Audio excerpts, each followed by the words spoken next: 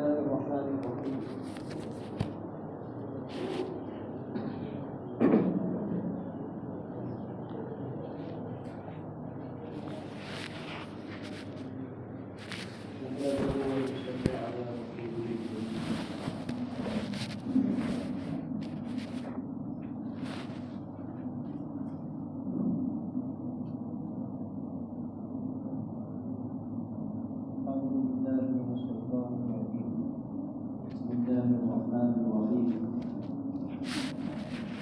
يا أيها الذين آمنوا كتب عليكم الصيام كما كتب على الذين من قبلكم لعلكم تتقون.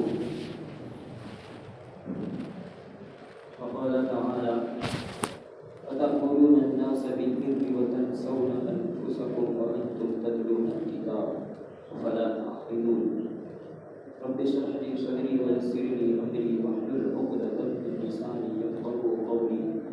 ربنا تقبل منا إنك أنت السميع العليم وتب علينا إنك أنت التواب الرحيم.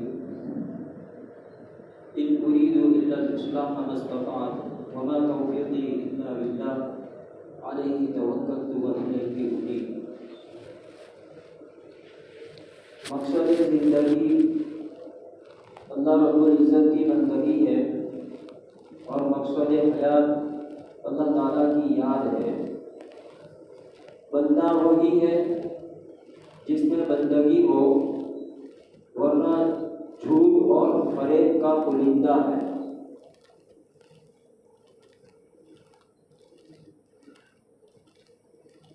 جو گھڑی یاد یار میں گزرے وہ زندگی ہے، باقی سب شرمندگی ہے. اللہ پاک نے ہمیں محض اپنی بندگی کے لیے بھیجا ہے، اور رمضان کا مبارک مہینہ خصوصی طور پر کیوں عطا فرمایا اس کو خود اللہ تعالیٰ بیان فرماتے ہیں کہ یا ایھا الذین آمنوا کتب علیکم الصیام کما کتب علی الذین من قبلکم لعلکم تتقون، کہ اے ایمان والو تم پر روزے فرض کیے گئے جیسے کہ پہلی قوموں پر بھی فرض کیے گئے تھے. کیوں؟ لعلکم تتقون، تاکہ تقویٰ اور پرہیزگاری نصیب ہو جائے. تقویٰ کا معنی ہے ایک اللہ تعالیٰ کا خوف، اللہ کا ڈر، خشیت دل میں پیدا ہو جائے. تقویٰ کا معنی ہے گناہوں سے پرہیز نصیب ہو جائے. حضرت ابی بن کعب رضی اللہ تعالیٰ عنہ کو کسی نے پوچھا کہ تقویٰ کسے کہتے ہیں، تو آپ نے فرمایا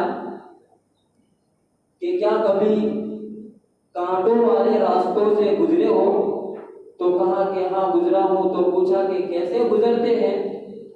تو کہنے لگے کہ اپنے آپ کو بچ بچا کر سمٹ سمٹا کر چلتا ہوں تاکہ میرا دامن کانٹوں میں الجھ نہ جاوے. تو فرمایا کہ یہی تقویٰ ہے کہ زندگی اس طرح سے گزر جائے کہ ہمارا دامن گناہوں کے اندر میں الجھ نہ جاوے، ہر طرح کے گناہوں سے حفاظت نصیب ہو جائے.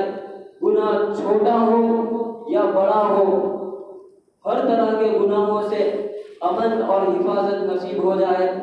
یہ تقویٰ ہے. اللہ پاک نے یہ دنیا امتحان گاہ بنایا ہے، امتحان کی جگہ ہے. یہ تماشا گاہ نہیں ہے، سیر گاہ نہیں ہے، یہ امتحان گاہ ہے. بڑے افسوس کی بات ہے کہ ہم نے اسے چراگاہ بنا لیا ہے. ایک دن اس دنیا کی زندگی کو ختم کر کے اللہ کے دربار میں پیش ہونا ہے. زندگی کا ہر دن اور زندگی کی ہر گھڑی، زندگی کا ہر لمحہ، زندگی کا ہر سیکنڈ ہمیں آخرت کے قریب کر رہا ہے، دنیا سے دور کر رہا ہے، قبر کے قریب کر رہا ہے، اور دنیا کی زندگی سے ہمیں دور کر رہا ہے. دنیا کی زندگی ختم ہونے والی ہے، آخرت کی زندگی آنے والی ہے. نبی کریم صلی اللہ علیہ وسلم نے ارشاد فرمایا جس کا مفہوم ہے کہ بندے کی قبر روزانہ 70 مرتبہ اس کو پکار کر کہتی ہے اے انسان انا بیت الوحدتی، کہ میں تنہائی کا گھر ہوں، انا بیت الظلماتی، میں اندھیروں کا گھر ہوں، انا بیت الحی والعقارب، کہ میں کیڑوں اور مکوڑوں کا گھر ہوں۔ اے انسان جب تم میرے پاس آئے تو تیاری کر کے آنا۔ امام غزالی رحمۃ اللہ علیہ بڑے عجیب بات فرماتے ہیں کہ اے دوست، بازار میں وہ کپڑا پہنچ چکا ہوگا جو تیرا کفن بننا ہے۔ موت، ہم موت کو بھولے ہیں، موت ہمیں نہیں بھولی ہے۔ اللہ پاک نے یہ زندگی اپنی بندگی کے لیے ہمیں دی ہے۔ رمضان کا مبارک مہینہ نصیب کیا، صبح سے لے کر شام تک بھوکا اور پیاسا رکھا، خواہشات سے روکا۔ اللہ پاک اپنے بندوں کو بھوکا دیکھنا پسند نہیں کرتے، پیاسا دیکھنا پسند نہیں کرتے۔ وما ربک بظلام للعبید، ماں اپنے بچے کو کسی نقصان دینے والی چیز کے کھانے سے روکتی ہے تو بچہ روتا ہے، ماں پسند نہیں کرتی کہ بچہ روئے، لیکن اس میں بچے کا نفع ہے۔ ماں کو معلوم ہے اس کے کرنے سے نقصان ہوگا، اس کے کھانے سے نقصان ہوگا، اس کی محبت اس کو روکتی ہے۔ اللہ پاک ہمیں بھوکا پیاسا دیکھنا پسند نہیں کرتے، لیکن بھوکا رکھا، پیاسا رکھا تاکہ اللہ تعالیٰ کی نعمتوں کی قدردانی معلوم ہو اور دل کے اندر شکریہ کا جذبہ پیدا ہو، فرما برداری اور اطاعت کا جذبہ پیدا ہو، بندہ اپنے مالک کی نعمتوں کی قدردانی کرنے والا بنے۔ یہ حلق صبح سے لے کر شام تک سوکھا رہے گا، پانی کی نعمت کی قدر معلوم ہوگی۔ یہ پیٹ صبح سے لے کر شام تک بھوکا رہے گا تو معلوم ہوگا کہ چاول کا دانہ اللہ کی نعمت ہے، گیہوں کا دانہ اللہ کی نعمت ہے۔ اللہ ہی کھلاتا ہے، اللہ ہی پلاتا ہے، وہ کھلانے پر بھی قادر ہے، بھوکا مارنے پر بھی قادر ہے۔ نعمتیں اللہ کی طرف سے ملتی ہے، تو بھولا ہوا ہے اپنے رب کو، تو بھولا ہوا ہے اپنے مالک کو۔ یہ نعمتیں اللہ پاک نے اپنے بندوں کو نصیب فرمائی۔ بھوکا پیاسا رکھنے سے اللہ پاک کی نعمتوں میں بڑھوتری ہونے والی نہیں ہے، اس کی خزانے تو پہلے سے بھرے ہوئے ہیں۔ سلیمان علیہ السلام کا واقعہ مشہور ہے۔ ایک مرتبہ اللہ پاک کے سامنے عرض کرنے لگے، کیونکہ بڑی حکومت اللہ پاک نے آپ کو دی تھی، ربی حبلی ملکا لا ينبغی احد من بعدی، ایسی حکومت مجھے نصیب کر جو میرے علاوہ کسی اور کو نصیب نہ ہو، انک انت الوہاب۔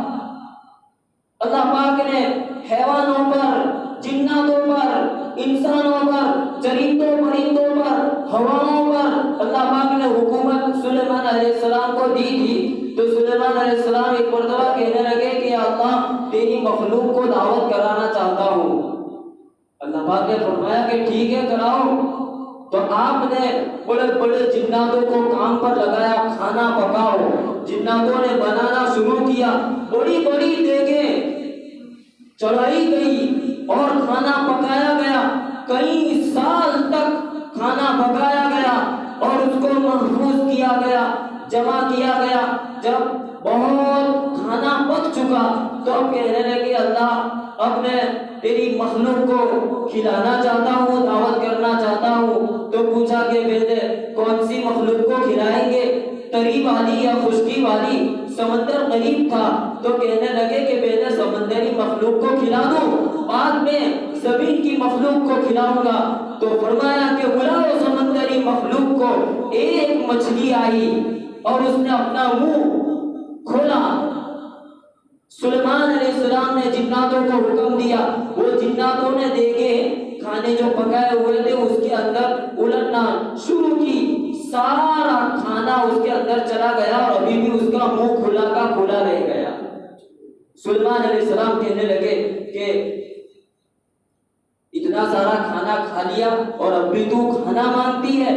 تو وہ یوں کہنے لگی، اللہ پاک کی تعریف کی کہ اللہ کا شکر ہے کہ اللہ تعالیٰ جو کھانا، جو لقمہ آپ نے مجھے کھلایا ہے، اللہ پاک اس سے 3 گنا زیادہ مجھے روزانہ کھلاتا ہے۔ تو اللہ پاک نے صبح سے لے کر شام تک بھوکا اور پیاسا رکھا تاکہ نعمتوں کی قدردانی معلوم ہو، اور نعمتوں کو سامنے رکھ کر اللہ کا بندہ اللہ کی فرما برداری کرنے والا بنے۔ نبی پاک علیہ السلام نے ارشاد فرمایا، جس کا مفہوم ہے کہ بہت سے روزے دار ایسے ہیں کہ جن کو بھوکا اور پیاسا رہنے کے علاوہ کچھ نصیب نہیں ہوتا، کوئی اجر نہیں ملتا۔ کیوں؟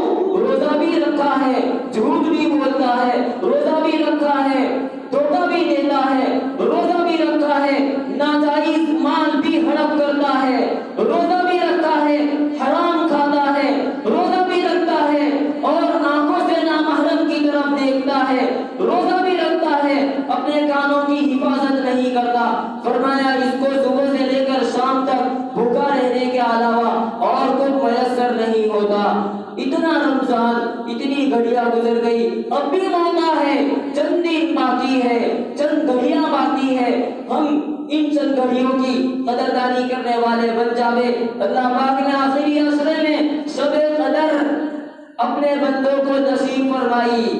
اگر 3 راتیں چلی گئی تو کوئی یہ دھوکے میں نہ پڑے کہ شب قدر بھی چلی گئی ہوگی۔ شب قدر کی قدر ہمارے نزدیک ہے، اللہ تعالیٰ کے نزدیک اپنے بندے کی قدر ہے، اس کے عمل کی قدر ہے۔ جس طرح شب قدر کو پانے والا خوش نصیب ہے، اسی طرح اللہ کے نزدیک شب قدر کو تلاش کرنے والا بھی بڑا خوش نصیب ہے۔ چند گھڑیاں باقی ہے۔ ابراہیم علیہ السلام کو آگ میں جو ڈالا گیا تھا تو ایک پرندہ آ کر اپنی چونچ میں پانی ڈالنے لگا تو کسی پرندے نے کہا کہ تیرے اتنے سے پانی سے اتنی بڑی آگ تھوڑی بجھنے والی۔ تو وہ یوں کہنے لگا کہ خلیل اللہ علیہ السلام کی دوستی کا حق ادا کرنا ہے۔ ہمیں معلوم ہے ہمارے گناہ زیادہ ہے، کوششیں تھوڑی ہے، لیکن دامن پھیلانے کی بات ہے۔ کسی دنیا دار کا دروازہ کھٹکھٹایا جائے تو یقیناً دنیا دار بھی اپنا دروازہ کھول دیتا ہے۔ اگر ہم پورے خلوص کے ساتھ، اخلاص کے ساتھ، ندامت کے ساتھ اللہ تعالیٰ کے سامنے عاجزی اور زاری کریں گے، اللہ کی رحمت جوش میں آئے گی، مغفرت کا پیغام ساتھ میں لائے گی۔ اور ان اخیری ایام کے اندر زیادہ سے زیادہ ہم استغفار کرنے والے بنے۔ جو راتیں باقی ہے، شب قدر ہو یا نہ ہو، ہم اپنے آپ کو اللہ کے سامنے عاجز بنا کر پیش کریں، اپنی کمزوری کو اللہ کے سامنے ظاہر کریں، اور گناہوں سے اپنے آپ کو نہیں بچا سکتے تو کم سے کم اللہ کے سامنے مانگے کہ اللہ ہمارے نفوس کو گناہوں کی عادت پڑ چکی ہے، اے اللہ گناہوں سے ہماری حفاظت فرما لے۔ اللہ کے سامنے عاجزی، تقویٰ، اس کی دولت کو اللہ سے مانگنے والے بنے، ان گھڑیوں کی قدر کرنے والے بنے۔ اللہ تعالیٰ مجھے ہم سب کو کہنے سننے سے زیادہ عمل کی توفیق نصیب فرمائے، تقویٰ اور طہارت نصیب فرمائے، گناہوں سے پاکیزہ زندگی نصیب فرمائے، رمضان اور روزوں کا مقصد اللہ ہم سب کو نصیب فرمائے۔